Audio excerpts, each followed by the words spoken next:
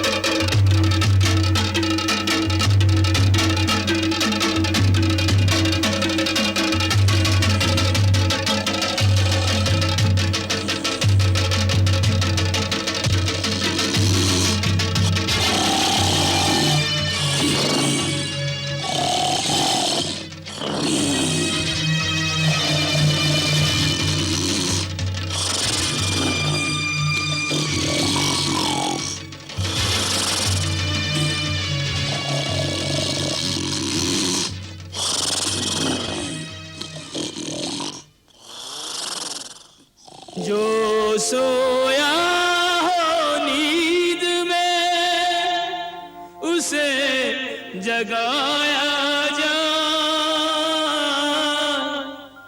जाग के जो सोया रहे उसको कौन जगाए। जाग के जो सोया उसको कौन जगाए।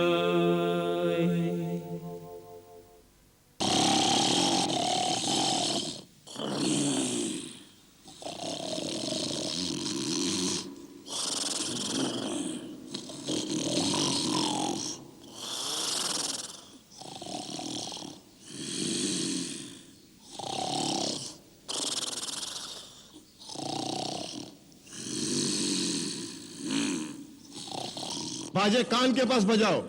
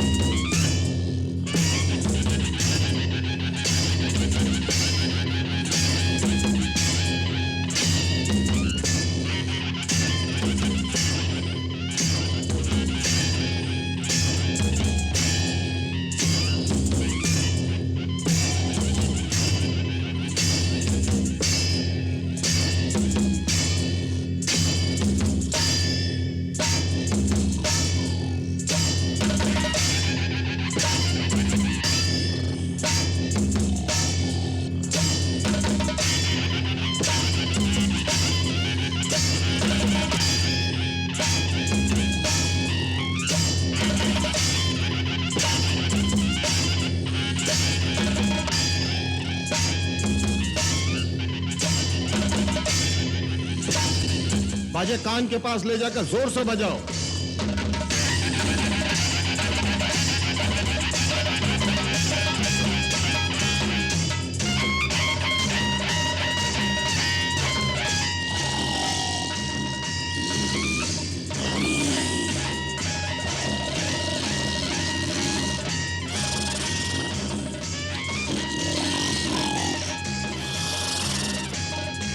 और जोर से।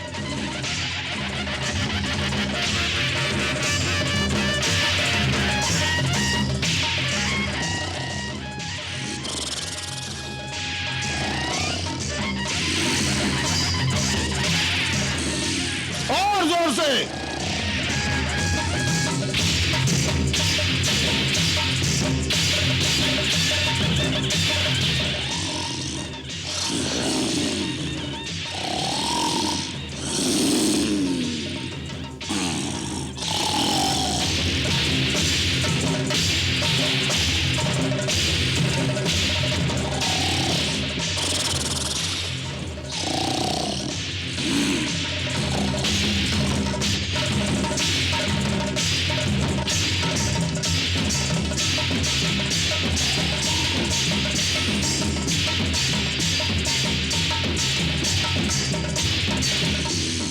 कोई लाभ नहीं।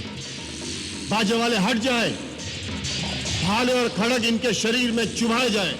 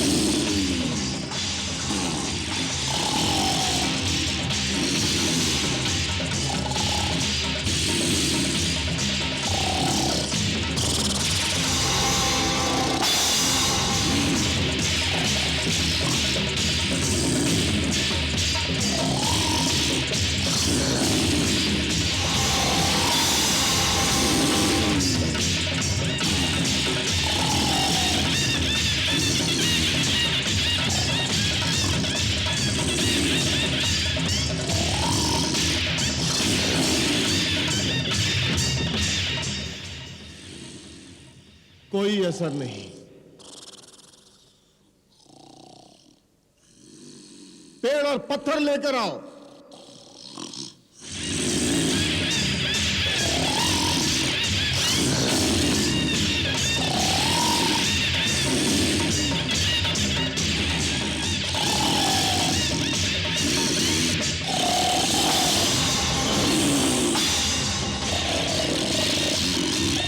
कटार मारो, भाले मारो, अरे नगाड़े जोर से बजाओ।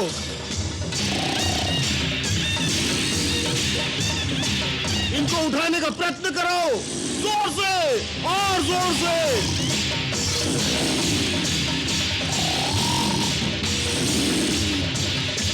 ठंडा पानी इनके शरीर पर डालो।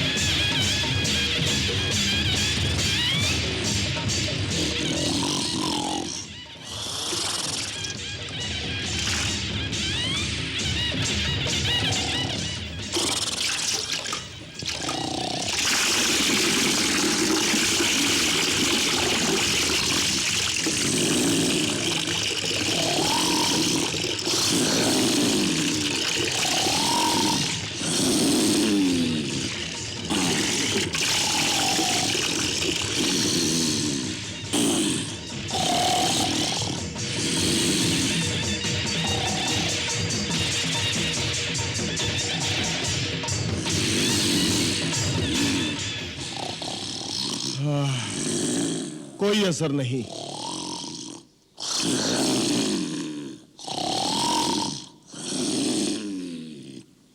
हाथी की चिंगार से जगाओ।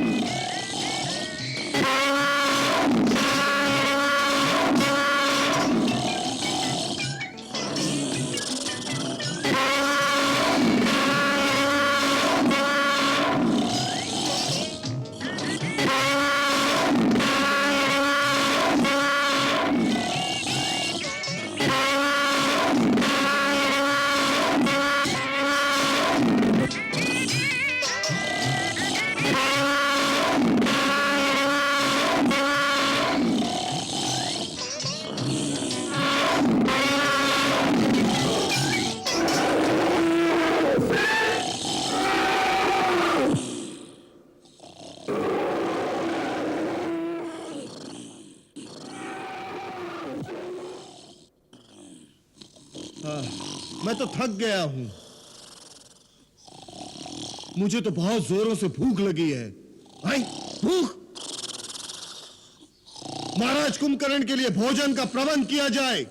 अवश्य उसकी सुगंध से महाराज उठ जाएंगे।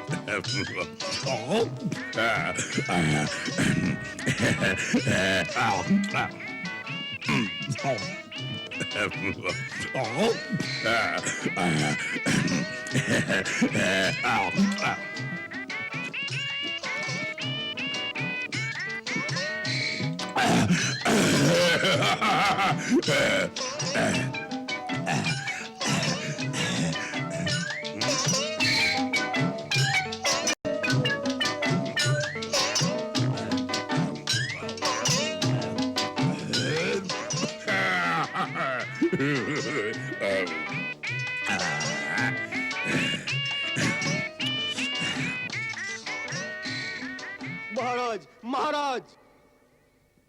सेनापति विरूपाक्ष, समय से पहले हमें जगाने का साहस तुमने कैसे किया? लंकाधिपति रावण कुशल से तो हैं। जी छोटे राजा, महाराज रावण सकुशल अपने महल में विराजमान है।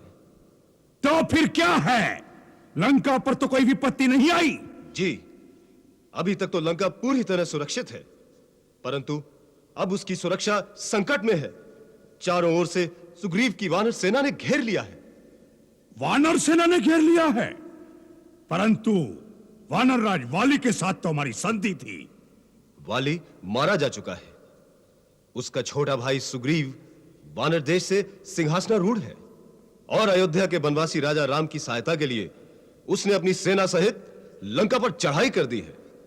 वानरों ने लंका की राजधानी को घेर रखा है। परंतु क्यों? अयोध्या के राम को लंका से क्या चाहिए? अपनी पत्नी। अपनी पत्नी अर्थात लंकेश्वर उनकी पत्नी सीता को हर लाए हैं। सीता को हर लाए? साक्षात जगदंबा को हर लाए? ऐसी दुर्बुद्धि उनके मन में कैसे उत्पन्न हुई? किसी ने उन्हें समझाया नहीं? जी, आपके छोटे भाई विभीषण ने भरे दरबार में उन्हें यह बात समझाने का साहस किया था, तो महाराज रावण ने उन्हें लात मारकर राज्य से निकाल दिया है? क्या शत्रु बहुत शक्तिशाली है? आज रणभूमि में राम ने न केवल लंकेश्वर का उपहास किया, बल्कि उनका घोर अपमान भी किया है। निशस्त्र करके उन्हें यह कह के छोड़ दिया कि जाओ, अभी थक गए होंगे। मैं थके हुए निहत्थे शत्रु पे वार नहीं करता। महाराज रावण अपने भवन में आपकी प्रतीक्षा कर रहे हैं।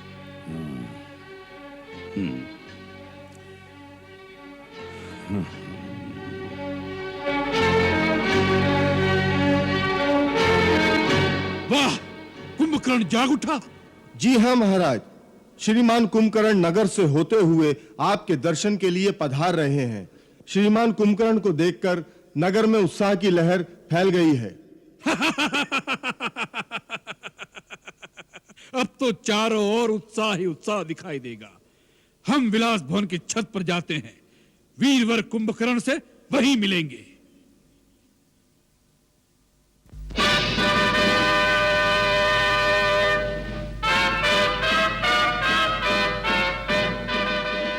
दीर्घायु भव।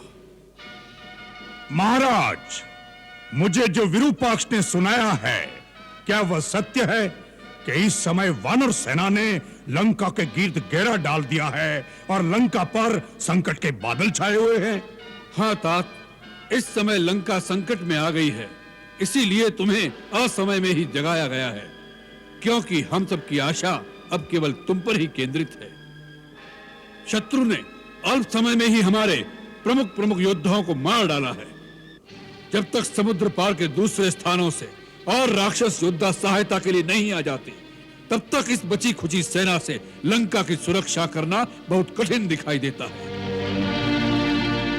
लंका का कोष भी खाली होने वाला है, इसलिए भी तुम्हारा युद्ध भूमि में जाना आवश्यक हो गया है।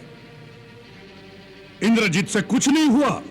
जब हम स्वयं राम से टक्कर नहीं ले सके, तो इंद्रजीत उसका सामना कैसे कर सकता था? इसलिए अभी तक हमने उसे युद्ध में नहीं भेजा है। आप स्वयं क्या रणभूमि में गए थे? हाँ, जब प्रहस्त और मकराक्ष भी मारे गए, तब हमने सोच लिया कि शत्रु ऐसे योद्धाओं से वश में आने वाला नहीं है। युद्ध लंबा होता जाएगा और लंका निवासियों का मनोबल दिन प्रतिदिन मंद होता जाएगा। इसलिए हमने निश्चय कर लिया कि हम स्वयं जाकर एक ही बार में शत्रु का समूल नाश कर दें। परंतु शत्रु इतना निर्बल नहीं निकला जितना हमने समझा था। उसने हमारे समस्त अस्त्रों को काटकर हमें निहत्था कर दिया। और सबसे बड़ी चोट तो उसने में तब पहुंचाई जब उसने उस अवस्था में हमारा वध नहीं किया। युद्ध में मरने से हमारी वीरता को दाग नहीं लगता, परंतु उसने हमें अपमानित करके वापस भेज दिया है। आज सारा संसार हम पर हंसता होगा, यहां तक कि सीता भी हमारा उपहास करेगी। अब हम कौन से गौरव के अहंकार को लेकर उसके सामने जाएंगे? कुंभकर्ण मेरे भाई, इसलिए भी तुम्हारा युद्ध भूमि में जाकर उन वानरों और मानवों का भक्षण करना आवश्यक हो गया है। आज राक्षस जाति की लाज तुम्हारे हाथ में है। तुम्हें रावण के अपमान का बदला लेना है राम से।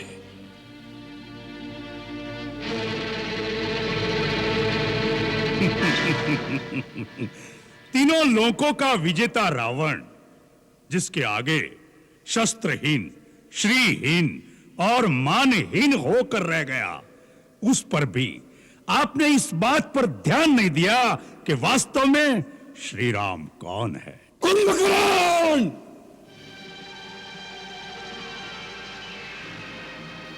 शत्रु को श्री लगाकर संबोधित मत करो। महाराज, आंखें बंद कर लेने से सूर्य का प्रकाश लोप नहीं हो जाता। जो तीनों लोकों के स्वामी हैं, स्वयं श्रीमान नारायण है, उन्हें श्री राम ही कहना पड़ेगा।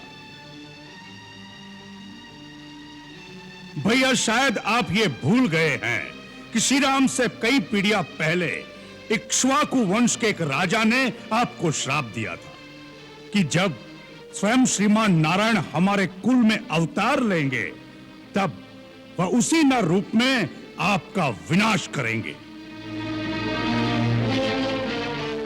वो बात भी भूल गए जो नारद ने मुझे बताई थी कि विष्णु ने राक्षसों का नाश करने के लिए अयोध्यापति दशरथ के घर जन्म लिया है। भैया, ब्रह्मा की बात भी भूल गए। फिर भी आप महारानी सीता का हरण कर लाए, जो स्वयं लक्ष्मी का अवतार है। हमें अपनी बहन के अपमान का बदला लेना था।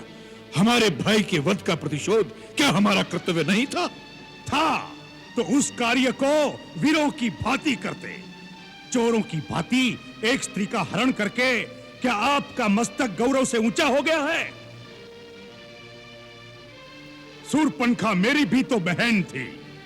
आज मुझे जिस प्रकार उठाया है, उस दिन यह हीन कार्य करने से पहले मुझे जगाते तो मैं आपको बताता कि प्रतिशोध कैसे लिया जाता है। राजा के लिए उचित ही नहीं, यह आवश्यक भी है कि वो हर महत्वपूर्ण कार्य अपने परम विद्वान और सच्चे हितैषी मंत्रियों के परामर्श से ही करे। राजा को चापलूसों और ऐसे स्वार्थी मंत्रियों की बातों में नहीं फंसना चाहिए जो अपना निजी हित और अर्थ स्वार्थ के लिए राजा के साथ अपने देश को भी शत्रु के हाथों बेच सकते हैं। ऐसे ही मंत्रियों के लिए शास्त्र कहता है कि विनाशयन्तो भर्तारम सहिताहा शत्रुभिर्बुधैः विपरीतानि कृत्यानि कारयन्ति ही मंत्रिणा तान भर्ता मित्र संकाशान अमित्रान मंत्र निर्णय व्यवहारेण जानियात सचिवानु उपसंहितान। कुंभकर्ण, यह समय शास्त्र सुनाने का नहीं है। हर बात अपने अपने समय पर ठीक लगती है। यही तो मैं कहना चाहता हूं भैया कि आपने उचित समय पर उचित बात नहीं की। नीति कहती है कि पुरुष को धर्म, अर्थ और काम का सेवन उचित समय पर ही करना चाहिए। जैसे प्रातः काल धर्म का, मध्याह्न काल में अर्थ सेवन का और रात्रि में काम सेवन का विधान है। इन तीनों में भी धर्म श्रेष्ठ है। अतः जहां अर्थ और काम का सेवन धर्म विरुद्ध हो, वहां उन दोनों की उपेक्षा करके धर्म के अनुसार ही चलना चाहिए। सीता का हरण करते समय आपने धर्म और अधर्म की बात नहीं सोची। मंदोदरी भाभी और विभीषण की नीति और धर्मयुक्त बात नहीं सुनी। केवल अपनी काम वासना की पूर्ति का बहाना ढूंढा है आपने। इसी का यह फल है जो आज सारे लंकावासी भोग रहे हैं। एक गुरु या आचार्य की भांति हमें उपदेश सुनाना है तो जाओ, जाकर फिर से सो जाओ। हमें तुम्हारी कोई आवश्यकता नहीं है। यह समय है संकट का। इस समय तुम्हारा क्या कर्तव्य है, वही बात करो। मान लिया हमने भ्रम से नारायण को नहीं पहचाना, मान लिया अपने चित्त के मोह में एक स्त्री का हरण कर लिया, मान लिया अपने गौरव और अहंकार में हमने किसी का परामर्श नहीं सुना। इन सब बातों की चर्चा करने से इतिहास पीछे नहीं मुड़ जाएगा। जो बीत गया बुद्धिमान उसका शोक नहीं करते, भविष्य की चिंता कर्मयोगी नहीं करता। इस समय इस क्षण क्या करना है उसका ही निश्चय आवश्यक हो जाता है। तो निश्चय कर लो कि तुम्हारा अपनी जाति के प्रति, अपने भाई के प्रति कुछ कर्तव्य है या नहीं। तुम हमें शास्त्र सुना रहे थे। अरे शास्त्र में तो यह भी लिखा है कि यदि भाई ने कोई पाप भी किया हो, वह अपराधी भी हो, तब उस संकट में जो उसका साथ दे वही भाई कहलाने योग्य होता है। अपराधी को तो शिक्षा सभी दे सकते हैं, परंतु भाई वही है जो संकट में साथ खड़ा रहे, सहायता करे, शिक्षा न दे। ससुहृदयो विपन्नार्थम दीनमभ्युपद्यते सबंधुर्यो अपनितेषु सहायायोपकल्पते। सोच लो, रावण के कारण ही सही, परंतु रावण के साथ राक्षस जाति का विनाश हो जाए, यह तुम्हें स्वीकार है या नहीं? तर्क का समय नहीं है। यदि मन में कोई संशय है, यदि कर्तव्य का पथ साफ दिखाई नहीं देता, तो युद्ध में जाने से कोई लाभ नहीं। जाओ, जाकर सो जाओ। रावण को अपनी आन निभाना और शान के साथ जीना और मरना दोनों आते हैं। जाओ।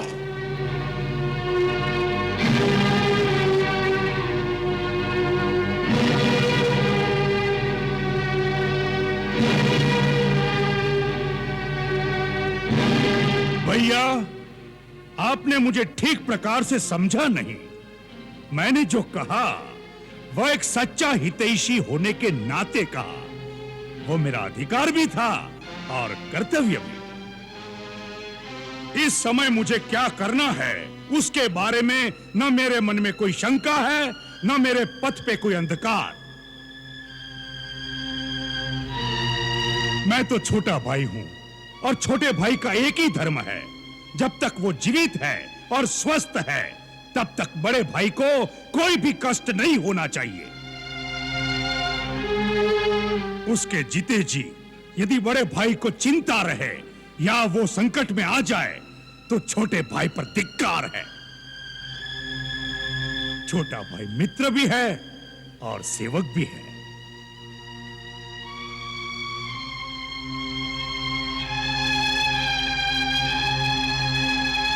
कुंभकर्ण, हमें तुम पर गर्व है।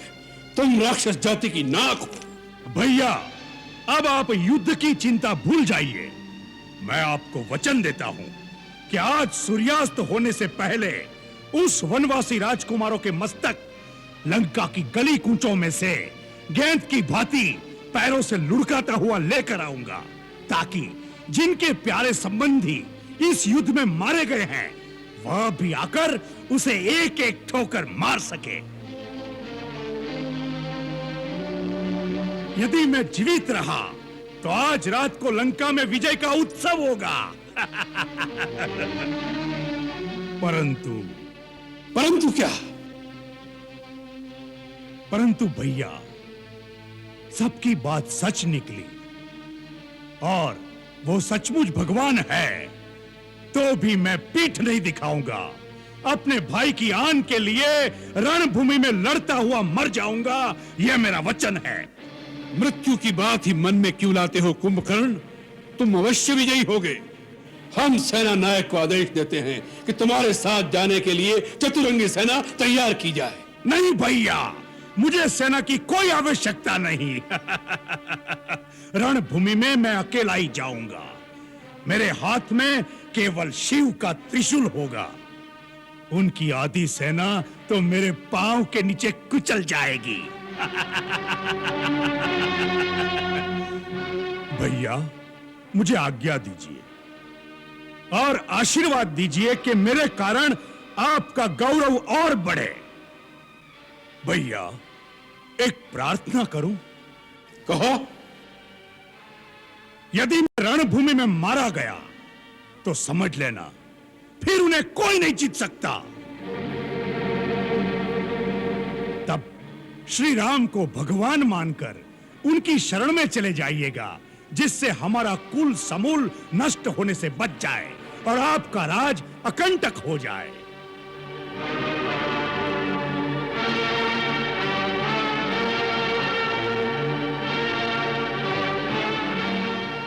प्राणी जब अपने कुटुंबी जनों के साथ बैठकर ऐश्वर्य भोगता है तभी वह प्रसन्न और संतुष्ट हो जाता है। यदि तुम जैसे भाई नहीं रहे तो तीनों लोकों का साम्राज्य रावण के लिए किस काम का?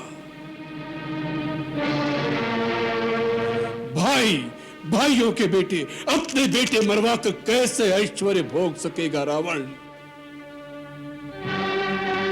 जाओ कुंभकर्ण, मृत्यु की बात मत करो, युद्ध की बात करो, युद्ध में विजय की बात करो। जाओ।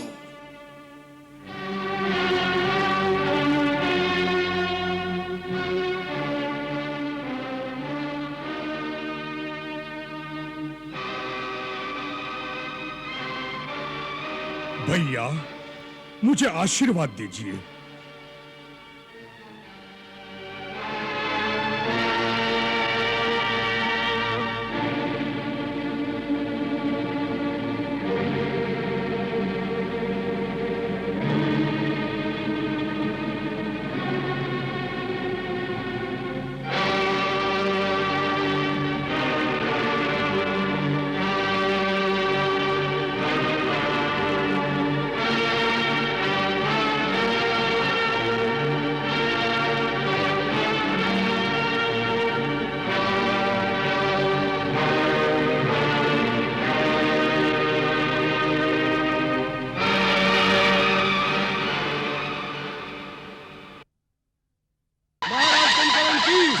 महाराज कुंभकर्ण की जय, महाराज कुंभकर्ण की जय, महाराज। यही धर्म कर्तव्य, यही समयोचित ज्ञान, भाई पर भाई चला होने को बलिदान।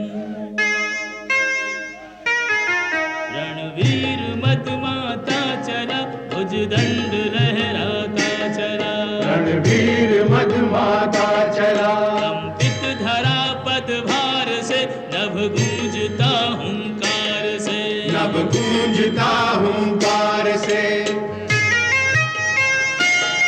सेना में भगदड़ मच गई, भयभीत हो भागे सभी। ये कौन भीषण काय है, पग पग जो बढ़ता आए है। ये कौन भीषण काय है, इस ओर बढ़ता आए है। ये क्या? क्या रावण ने कोई मायावी रूप धारण किया है? नहीं, ये रावण नहीं, तो कौन है? कुंभकर्ण, रावण का छोटा भाई, मेरा अग्रज। तो क्या इतना विशाल शरीर इसे वरदान में मिला था? नहीं, ये जन्म से ही ऐसा है। बाल्यकाल से ही इसके शरीर में अतुल बल था। ये एक दिन में इतना भोजन खा जाता था जितना कई नगरों के प्राणी मिलकर भी नहीं खा सकते। ब्रह्मा जी को चिंता थी कि ये अगर जीवित रहेगा तो सारे संसार का अन्न समाप्त कर देगा। फिर हम तीनों ने मिलकर घोर तपस्या करके ब्रह्मा जी को प्रसन्न कर लिया।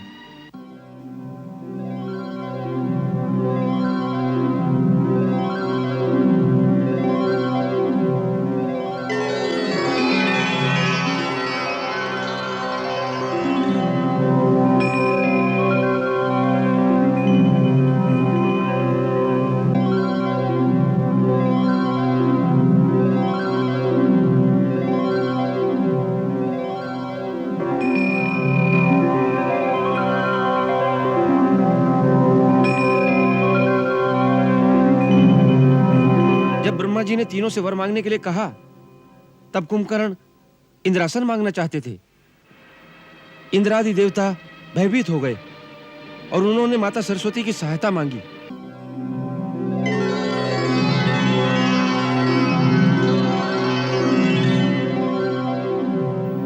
माता, मेरी रक्षा करो। कुंभकर्ण घोर तपस्या करके ब्रह्मा जी से वरदान में इंद्रासन प्राप्त करना चाहता है। आप उसकी जीवा पर वास करके उसे इंद्रासन के बदले निद्रासन बुलवाने की कृपा करें। वर मांगते समय देवी सरस्वती उनकी जिह्वा पर बैठ गई।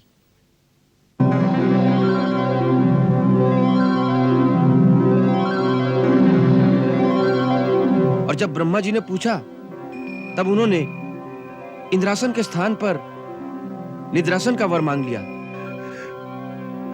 पितामह, मुझे निंद्रासन चाहिए। तथास्तु वत्स कुंभकर्ण, अब तुम जीवन भर निद्रा के आसन पर सोते रहोगे। नहीं पितामह, नहीं पितामह। हे देव, आपने इसे जीवन तो दिया, परंतु यह आशीर्वाद देकर इसका जीवन मृत्यु समान कर दिया। जीवन भर निद्रा में रहेगा तो संसार को क्या देखेगा, क्या भोगेगा? ऐसे जीवन का क्या अर्थ? पितामह, जिसे स्वयं जीवन दिया उससे यह अन्याय न करे। ब्रह्म वाक्य मिथ्या नहीं होगा। फिर भी दशानन, तुम्हारे भ्रातृ प्रेम से द्रवित होकर हम कुंभकर्ण को केवल एक दिन जागने का अवसर प्रदान करते हैं। 6 मास तक गहरी निद्रा में लीन रहेगा। केवल एक दिन के लिए जागेगा और फिर 6 मास के लिए सो जाएगा।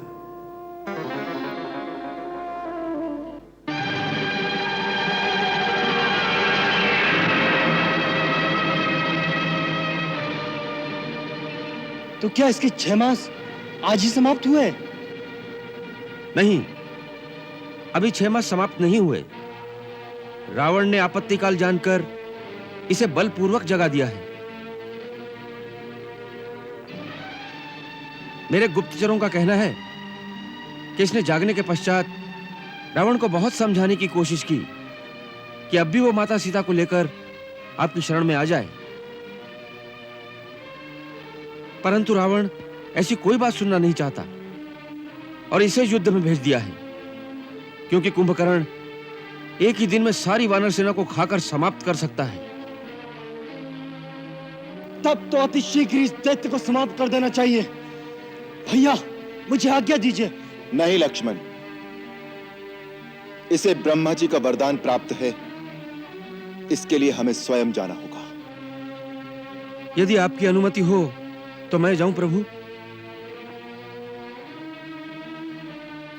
नहीं महाराज विभीषण, हमने आपको लंका के राज सिंहासन पर बिठाने का वचन दिया है। आपके जीवन को संकट में नहीं डालेंगे। हम यह भी नहीं चाहते कि भाई के हाथों भाई का वध हो। कुंभकर्ण से हम स्वयं युद्ध करेंगे। मैं युद्ध के लिए नहीं जा रहा। मैं तो अपने कुंभकर्ण भैया को समझाना चाहता हूं कि वो अधर्म का साथ छोड़कर आपकी शरण में आ जाएं। यदि आपकी आज्ञा हो तो मैं जाऊं? प्रभु, महाराज विभीषण का विचार उचित है।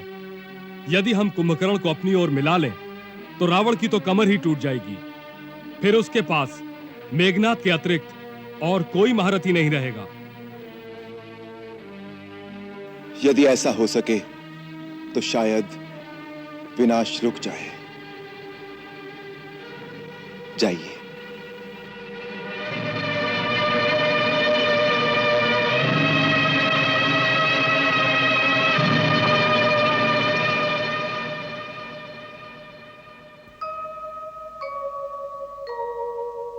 धर्मज्ञ विभीषण चाहे निज भाई को समझाए। है कुंभकर्ण बड़ा ज्ञानी, संभव है कि मान भी जाए। एक अभिमानी की करनी हमें आज कहाँ ले आई। बैरी की भांति खड़े हैं भाई के सन्मुख भाई। होनी को क्या कोई टाले, लिखे को कौन मिटाए। होनी को क्या कोई टाले, लिखे को कौन मिटाए।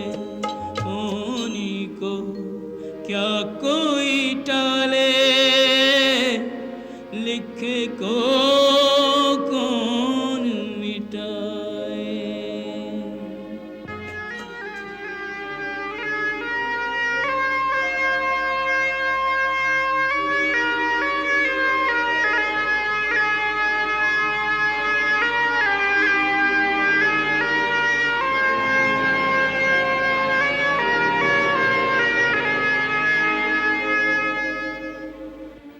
तुझे क्या आशीर्वाद दूं?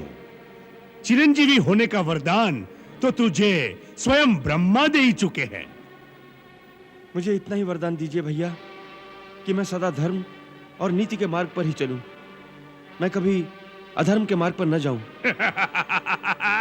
ये वरदान भी तू ब्रह्मा से पा चुका है।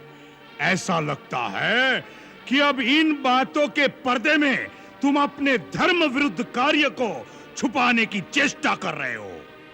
मैंने कोई भी कार्य धर्म विरुद्ध नहीं किया। क्या धर्म है, क्या अधर्म है, इसकी व्याख्या देश और काल के अनुसार सबकी अलग अलग होती है। नहीं, सत्य एक ही है। वो हर स्थान हर काल में एक ही होता है। सत्य ही शाश्वत धर्म है, इसलिए उसकी व्याख्या भी एक ही हो सकती है। अपने पांडित्य से मुझे मत भरमाओ विभीषण। तुम अच्छी प्रकार जानते हो कि जीवन में कई बार वह अवसर आता है जिसे धर्म संकट का समय कहते हैं। जब यह निर्णय करना कठिन हो जाता है कि उस समय प्राणी का क्या धर्म है, क्या कर्तव्य है, ऐसे ही अवसर पर हर प्राणी अपने अपने संस्कारों के अनुसार ही अपने अपने धर्म का निश्चय करता है। जैसे तुमने अपने भाई, अपने कुल और अपने देश को त्यागना ही अपना धर्म समझा है, और मैंने भाई, कुल और देश के लिए अपने प्राण न्योछावर करना अपना धर्म समझा है। मैंने अपने भाई को नहीं त्यागा। मुझे मेरे भाई ने भरी सभा में ठोकरें मारकर अपमानित करके त्याग दिया है। मैं उनके और उनके कुल के हित की ही बात समझा रहा था कि परदारा हरण हमारा काम नहीं, इसलिए श्री राम से विरोध त्याग कर देवी सीता को वापस दे दो और अपने कुल और अपनी जनता की रक्षा करो। मैं उन्हें अधर्म के मार्ग से हटाना चाहता था, परंतु कामवश उन्हें अधर्म ही प्यारा था। इसमें मेरा क्या दोष है?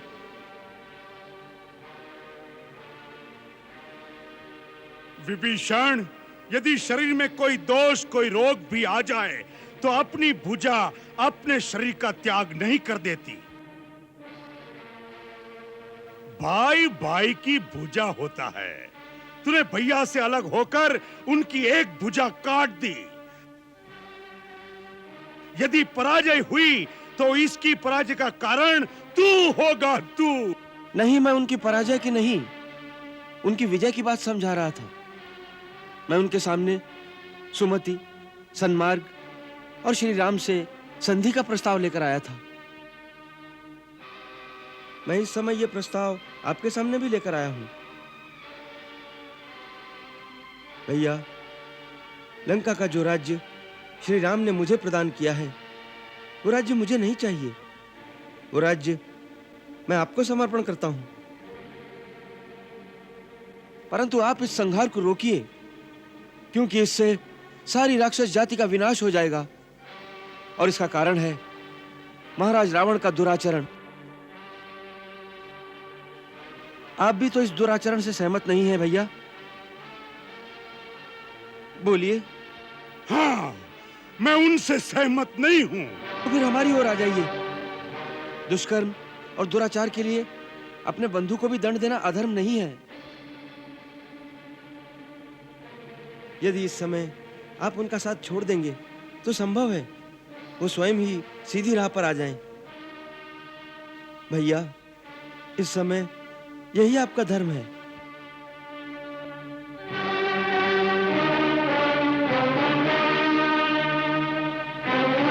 अरे विभीषण, जिसे तू धर्म कह रहा है, उससे बड़ा अधर्म और कुछ नहीं हो सकता। आने वाली पीढ़ी तुझे कितना बड़ा धर्मात्मा और राम भक्त क्यों न माने, परंतु अपने देश, अपने कुल, अपने घर से विश्वासघात करने के लिए कभी सम्मान की दृष्टि से नहीं देखा जाएगा तुझे। अरे जिनसे मित्रता की है, उनके आचरण से कुछ शिक्षा ली होती, भाई के लिए भरत के त्याग को देखा होता, भाई के लिए लक्ष्मण की सेवा और समर्पण से शिक्षा लेता, तो तू अपने चरित्र पर ऐसा कलंक न लगाता विभीषण।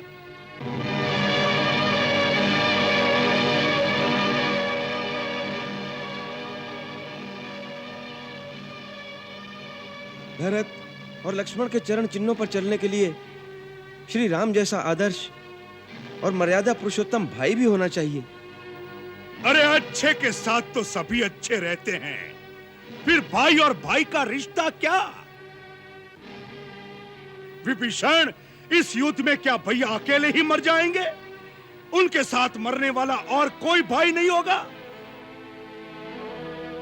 अरे दृश्य तो वह होगा कि जहां रावण का मृत शरीर होगा, उसके चारों ओर उसके भाइयों, उसके पुत्रों के मृत शरीर उसकी शोभा बढ़ा रहे होंगे, जिसे देखकर देवता भी मस्तक झुका देंगे।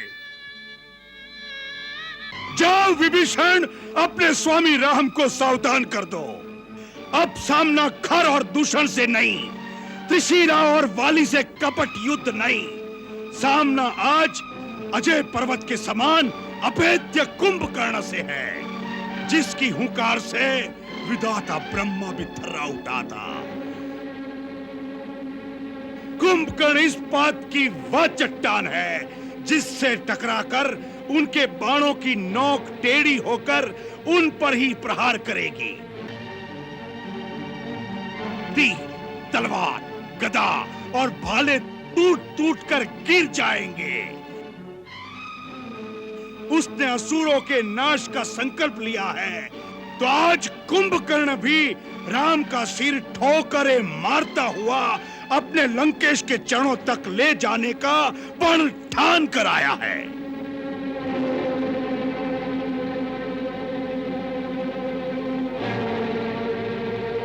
जा, जा मेरे भाई, तू निहत्था मेरे सामने मत खड़ा रहे। मुझे अपना पराया नहीं सूझ रहा, अपने आपे में नहीं हूं अब मैं।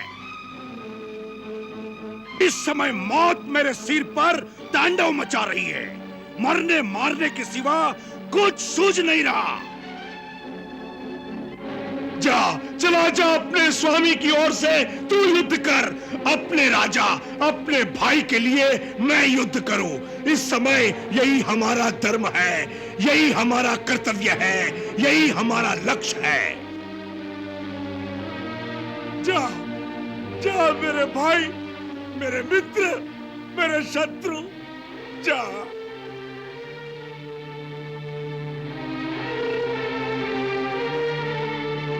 जा, चला जा विभीषण, चला जा।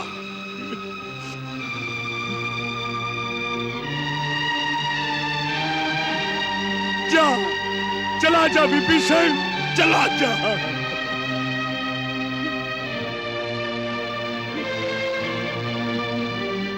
विभीषण, मेरे भाई,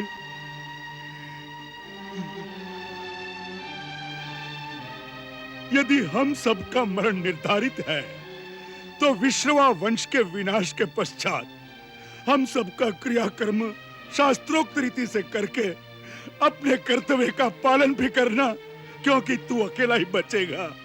भाई से बिछड़ता है भाई, कोई इससे बड़ा आघात नहीं, पर धर्म पे प्राण निछावर हो, ये कम सौभाग्य की बात नहीं। रण में तो भविष्य अनिश्चित है, जीना मरना निज हाथ नहीं। किस तीर पे किसका नाम लिखा, ये बात किसी को ज्ञात नहीं।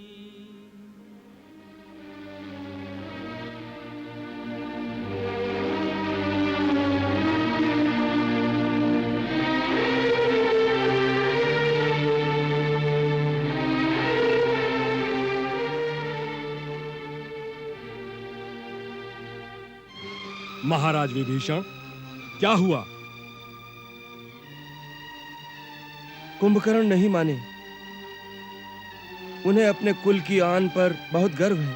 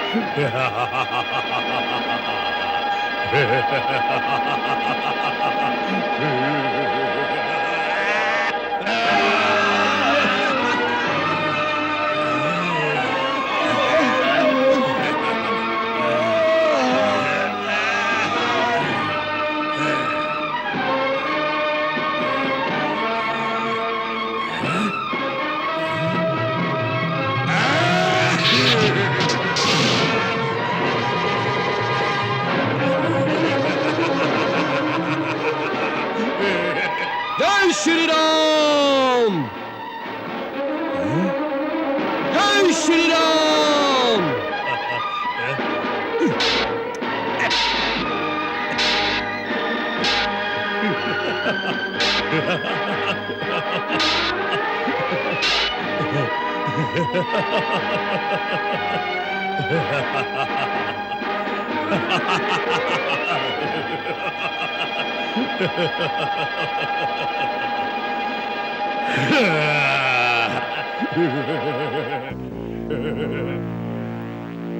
परम बलशाली दिखाई देते हो वानर। कौन हो तुम? राजा सुग्रीव या उसका पुत्र, या वही हो जिसने हमारे लंका नगर को आग लगाई थी? इन तीनों में से कौन हो तुम? मेरे हाथों मरने से पहले अपना और अपने पिता का नाम बता दो।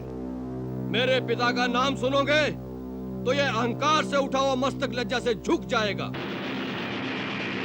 जिस महाराज बाली ने तुम्हारे बड़े भाई महापराक्रमी रावण को कई दिनों अपनी पूंछ में बांध रखा था, मैं उसी महाबली का पुत्र अंगद हूं। वही अंगद जिसे अपने पिता के हत्यारे की सेविकाएं करते लज्जा नहीं आती? अपने पिता का नाम तुमने बहुत उजागर किया है। जब तक जियोगे संसार निंदा करता रहेगा। मैं तुम्हें मारकर आज उस निंदा से मुक्ति दिलाऊंगा।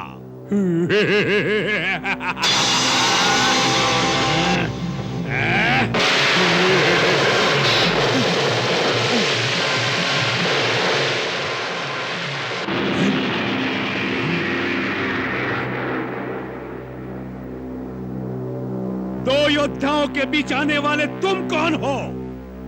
ये वानर साम्राज्य के युवराज अंगद हैं। इनकी रक्षा करना मेरा कर्तव्य है। तुम राजा सुग्रीव हो? नहीं, मेरा नाम हनुमान है। हनुमान तो तुम ही हो लंका का संहार करने वाले। आज कुंभकर्ण तुम्हारी सेवा का पारितोषिक तुम्हें देगा। पारितोषिक तो तब दोगे जब मेरे हाथों जीवित बचोगे।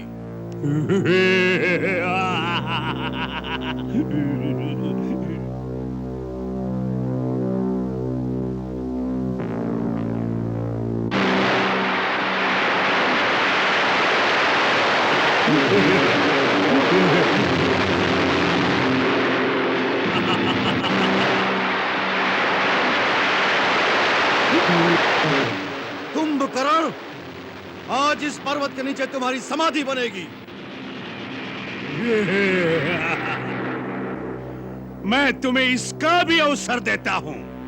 अपने मन की इच्छा पूरी कर लो हनुमान, और मैं वचन देता हूं कि यदि मैं इस शिला के आघात से तनिक भी विचलित हुआ तो अपनी हार मानकर नगर में वापस चला जाऊंगा। फिर कभी युद्ध भूमि में नहीं आऊंगा।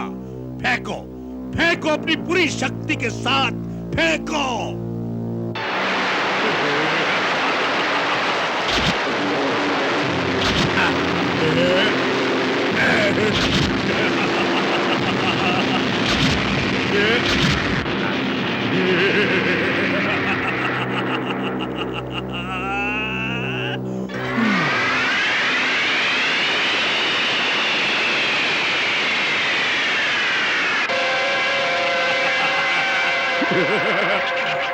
हम तुम्हारे साहस की प्रशंसा करते हैं, इसलिए तुम्हें जीवित छोड़ देते हैं। अब यदि और कोई इच्छा बाकी न रह गई हो तो जाओ, जाओ जाकर अपने स्वामी राम लक्ष्मण से कहो कि अभी तक मुंह छुपाए क्यों बैठे हैं। कुंभकर्ण उन्हें युद्ध के लिए ललकार रहा है, मैदान में आए। भैया, ये ललकार मुझसे सही नहीं जाती। अब मुझे आज्ञा दीजिए, यह हमारी सारी सेना का नाश कर देगा। जाओ लक्ष्मण।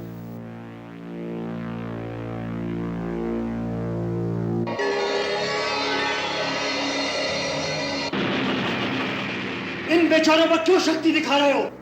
इधर लक्ष्मण के सामने आओ।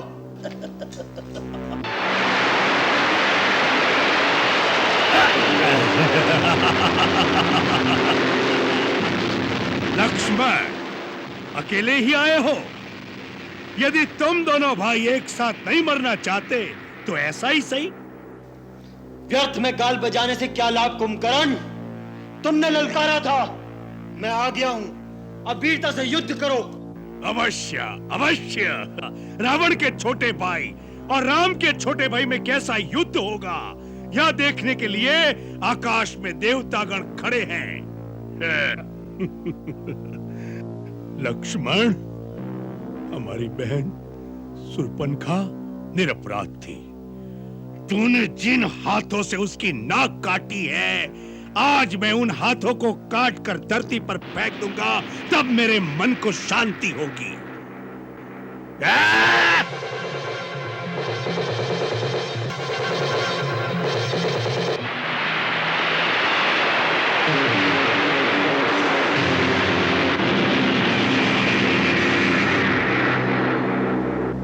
इस अस्त्र को केवल शिव ही काट सकते थे, आज तुमने काटा है।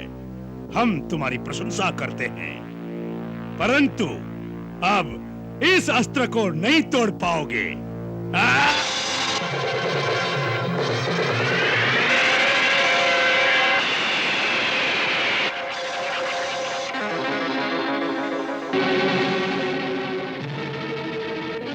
तो लो अब स्वयं शिव का अमोघ त्रिशूल।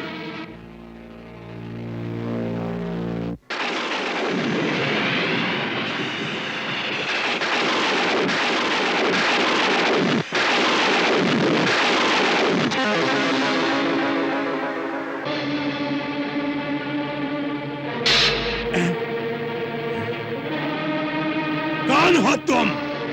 मैं हूं वानर राज सुग्रीव, तेरा काल। अच्छा हुआ तुम मेरे हाथ लग गए।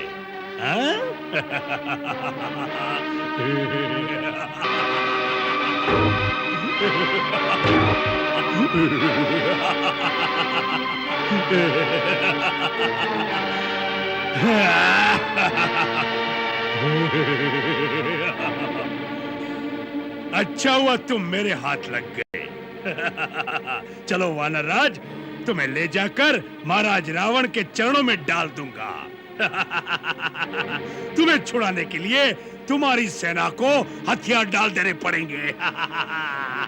चलो। प्रभु, कुंभकर्ण यदि महाराज सुग्रीव को लंका ले गया तो समस्त वानर सेना अपने राजा के बिना हताश हो जाएगी।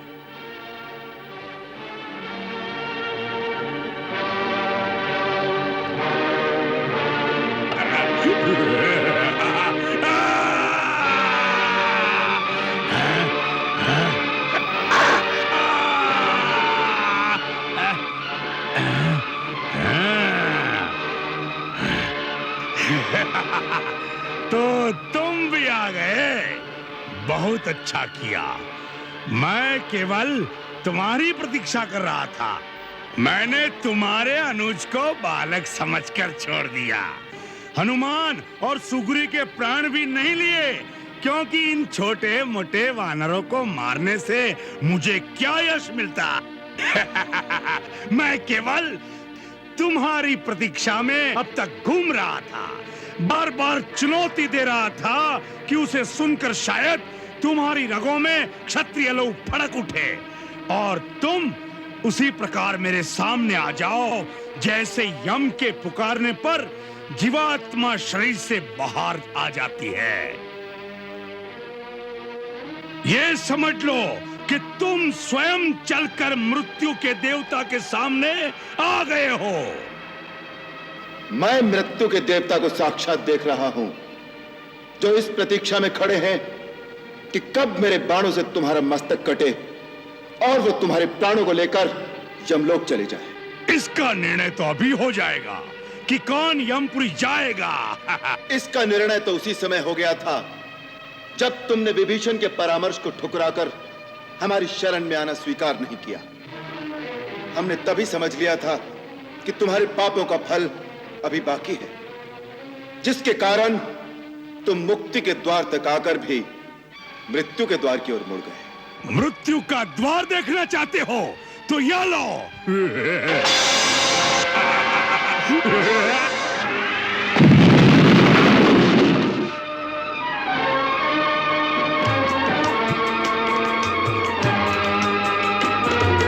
तीखे तीर गदा और फरसा कभू चलावत भिंदी पाल, कभू चलावत भिंदी पाल। मूसल मारे परित कभी छोड़े फेंके पाथर पेड़ उछाल, फेंके पाथर पेड़ उछाल। टस से मस नहीं होए महाभट, टस से मस नहीं होए महाभट, जैसे कोई गिरिराज विशाल। कुंभकर्ण शिव जी के सूल पे बार प्रहार रहो है संभाल, शिव के एक अकेले ही सूल पे वार प्रहार रहो है संभाल। खट खट खट खट खड्ग बजे और तीखे तीरन की बौछार, तीरन की बौछार। देव महारन देख रहे अरु देवन भेंट किए हथियार, देवन भेंट किए हथियार। एक से एक महाबली जोधा, एक से एक महाबली जोधा, कहू न कहू से मानत हार। जब तक चाहे खेल करे, जब चाहे राम करे संहार, जब तक चाहे खेल करे, जब चाहे राम करे संहार।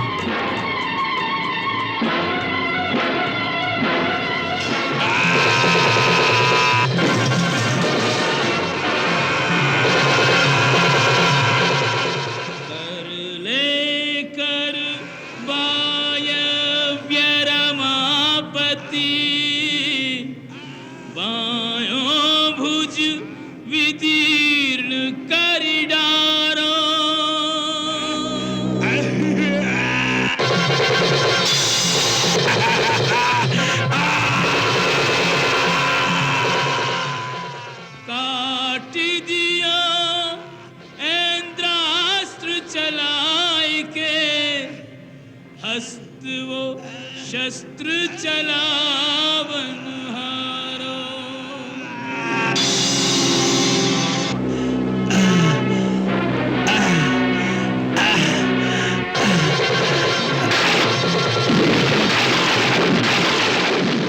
शीश समुद्र में जाए गिरो, जगदीश्वर ने ब्रह्मदंड जो मारो। पापी को साथ दियो यही कारण, मारो गयो निर्दोष बेचारा।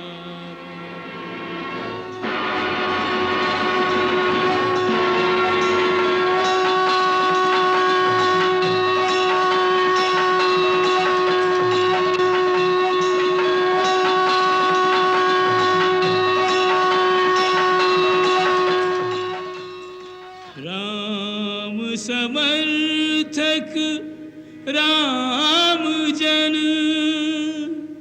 तन मन राम सुगंध, तदपि रुलावे रक्त का अविच्छिन्न संबंध।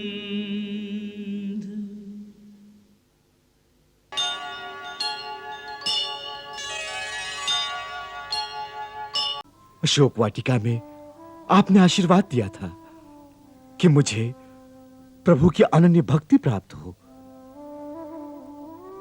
यदि मुझे वरदान ही देना है तो ऐसा कीजिए, मेरे वक्षस्थल पर इन मोतियों की जगह आप दोनों की युगल छवि मेरे हृदय में सदा के लिए अंकित हो जाए। यही वरदान दीजिए, यही वरदान दीजिए माता।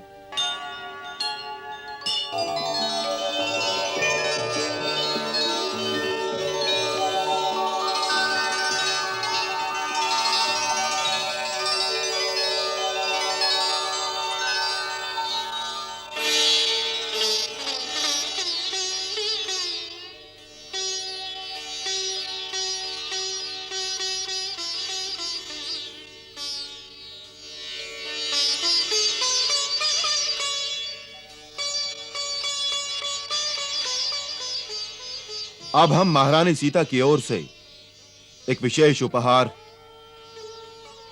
ज्ञानियों में अग्रगण्य महाबली परम सुजान पवन पुत्र हनुमान को भेंट करना चाहते हैं। यह महारानी सीता का निजी हार है।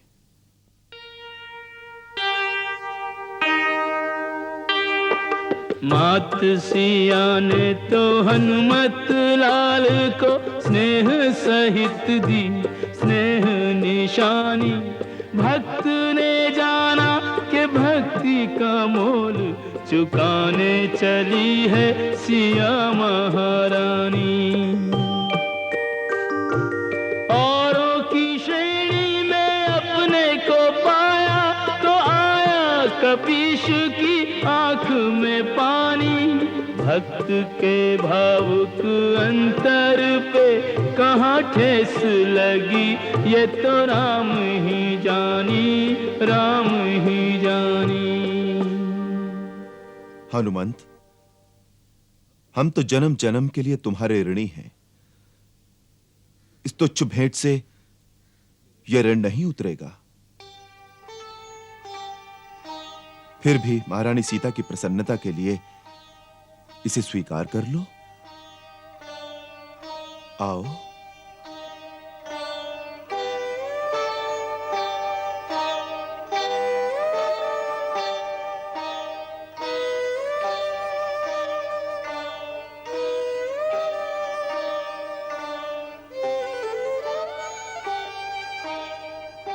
लो हनुमान।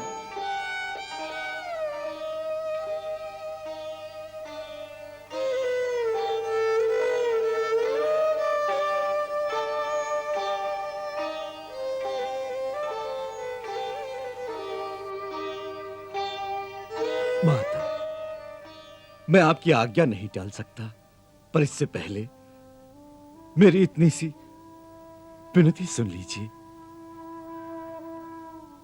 अशोक वाटिका में आपने आशीर्वाद दिया था कि मुझे प्रभु की अनन्य भक्ति प्राप्त हो।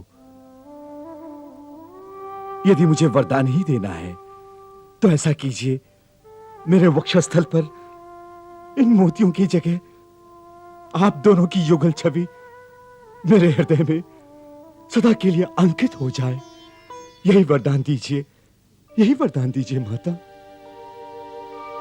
माता मेरी भक्ति को रत्नों से ना तोल। राम सिया का दरस ही है सबसे अनमोल। वत्स, तुम सचमुच इस योग्य हो। तथास्तु।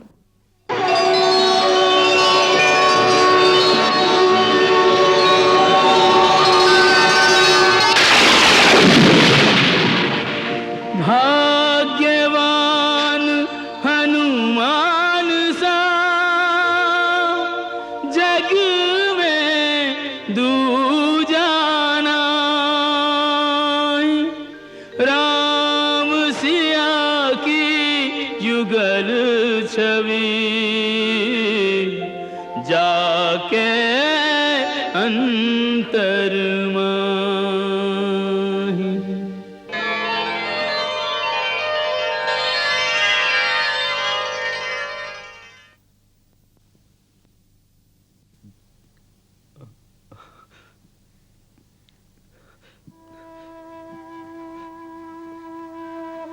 प्रभु, अपने भक्त को सेवकाई प्रदान कीजिए। प्रभु, अपने भक्त को सेवकाई प्रदान कीजिए, सेवकाई प्रदान कीजिए प्रभु। अपने सेवक को अपनी सेवकाई प्रदान करो प्रभु, अपनी सेवकाई प्रदान करो प्रभु।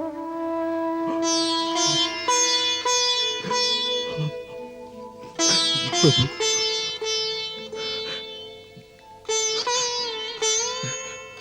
प्रभु।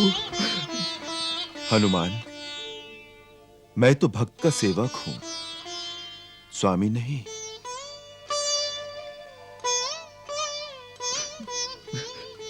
प्रभु, प्रभु।